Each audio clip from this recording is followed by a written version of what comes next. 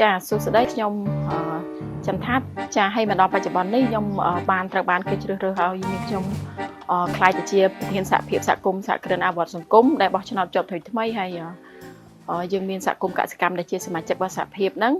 ចំនួន22សហគមន៍កសិកម្មនិងក្រុមហ៊ុនឯកជនមួយមកដល់ពេលនេះសមាជិកដែលជាសមាជិករបស់សហភាពរបស់យើងមាន12000គ្រួសារដែលជាកសិករសប្តាហ៍នេះសកម្មភាពរបស់សហភាពយើងដែលហៅកាត់ថា CX ហ្នឹងយើងកំពុងតែធ្វើរឿង3ទី1គឺធ្វើផែនការយុទ្ធសាស្ត្រដែលយើងកំពុងតែធ្វើបានរួចរាល់ទី2យើងធ្វើផែនការអាជីវកម្មទី3គឺយើងធ្វើគោលនយោបាយតាក់ទងនឹងការគ្រប់គ្រងមានរដ្ឋបាលហិរញ្ញវត្ថុធនធានមនុស្សឬក៏សេដ្ឋកិច្ចហ្នឹងចានៅក្នុងផែនការយុទ្ធសាស្ត្រនោះយើងមាន